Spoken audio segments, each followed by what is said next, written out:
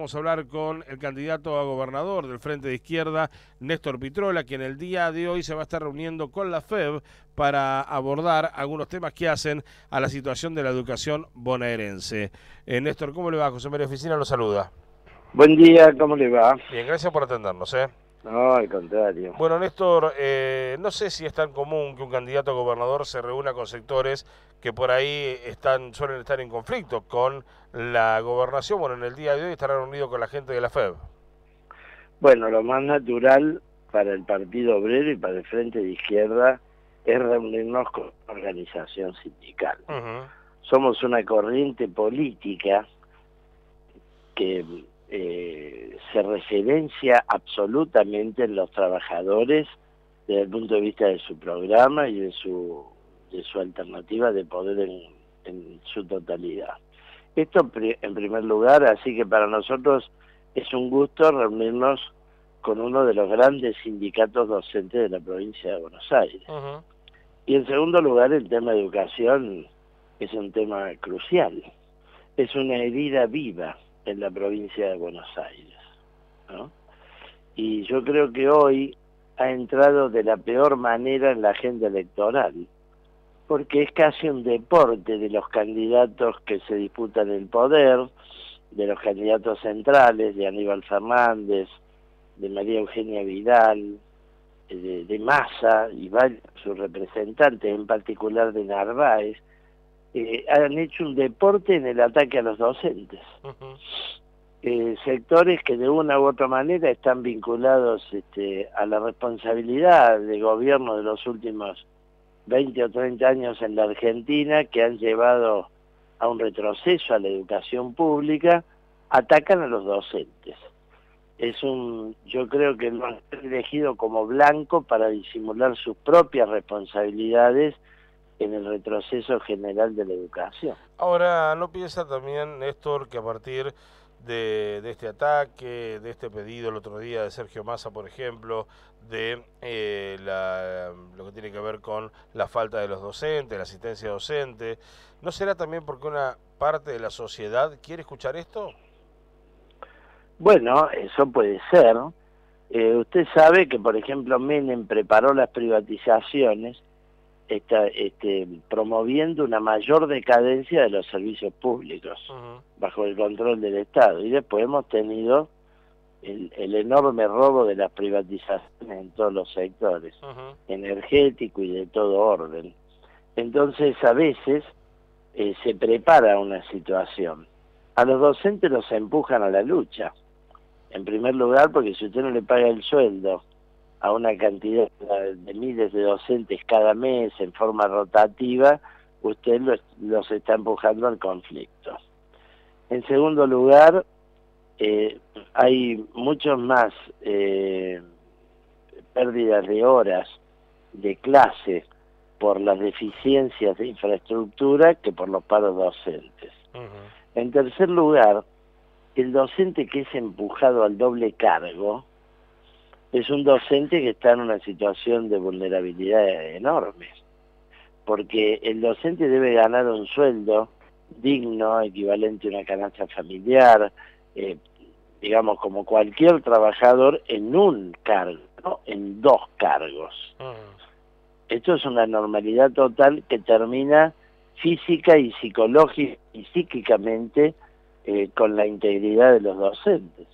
Además, usted fíjese lo que tiene que absorber de la crisis social el docente hoy en el aula. Es el paragolpe de la crisis social. Esto en la provincia de Buenos Aires y en el cono urbano bonaerense en particular es absolutamente una enormidad. Las clases medias pudientes, más o menos pudientes, para arriba están mandando a los chicos a la escuela privada. Es como pasa con el hospital público, ¿no? Están colapsados.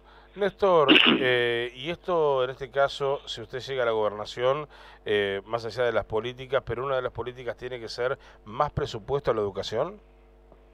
Es uno de los aspectos, pero otro aspecto también es que no se malversen los fondos. Cada municipio tiene un fondo que se llama de financiamiento educativo. Por ejemplo, en La Matanza son 300 millones anuales, en La Plata 100 millones, en Bahía Blanca 60 millones, por nombrarle alguna cifra que tenga en la cabeza. Sí, sí. Es una enorme cantidad de plata que los municipios gastan en otra cosa. Les llega como fondo cultural con una denominación un poco rara, es un fondo de financiamiento educativo, y lo gastan para otra cosa. Hay también mucha corrupción en los consejos escolares. Deben ser abiertas todas esas cuentas al control de la comunidad, al control de los propios docentes, y que se gaste lo que se debe gastar. Pero además hay que mejorar todo el ordenamiento de la educación pública, porque por otra parte, el Estado Nacional se lleva el 75% de los recursos de recaudación tributaria del país, sí, y las provincias reciben el otro 25%, y de ahí sale el financiamiento de la salud, de la educación, de la seguridad, sale todo. No es tan decir, federal, que el Estado digamos. Nacional... ¿Cómo? No es tan federal. Claro, no es nada federal. Jamás ha tenido, y esto se vino concentrando desde los 90 hasta acá, y el kirchnerismo no ha cambiado en absoluto. Bueno, por el esquema, que es un esquema de absorción de la riqueza nacional y de los recursos tributarios por el Estado Nacional. De ahí el enorme poder con el que el kirchnerismo ha manejado el disciplinamiento político de las provincias y demás con los fondos del Estado. Pero por otro lado se gastan en otros destinos, los subsidios que son una caja negra, bueno, la corrupción de toda la patria contratista, bueno, la usura de la deuda, los negocios financieros.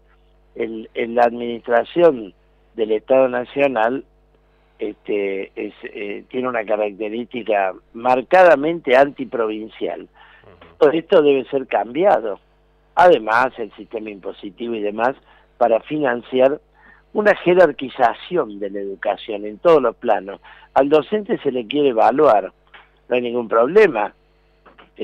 A los chicos también hay que evaluarlos, pero hay que darle los elementos y la herramienta, y la evaluación no tiene que ser un instrumento del despido, sino un instrumento de la formación, claro, como es en la escuela. El docente debe ser permanentemente asistido en mejorar su capacitación y formación. Yo creo que ya traemos demasiados años de dejerarquización en todos los planos de la educación. Y usted ve que ha crecido la nómina de la educación privada a expensas de la pública, ¿no? Pero en este caso, más allá, por supuesto, de lo que tiene que ver, como usted decía, con una clase media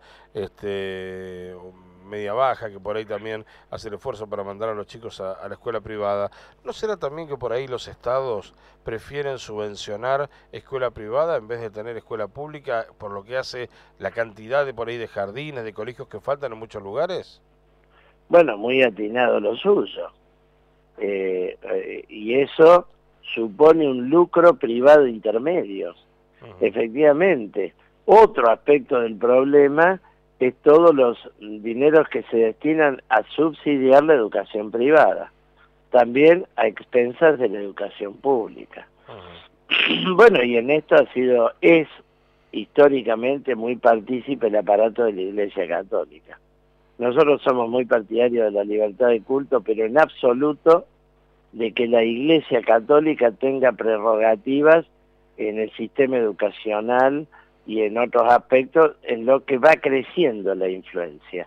Recientemente se archivó la ley 1420, de la cual quedaba vigente su artículo 8 como prácticamente único, que era el que establecía la laicidad de la enseñanza, que es uno de los aspectos de la separación de la Iglesia del Estado, ¿no?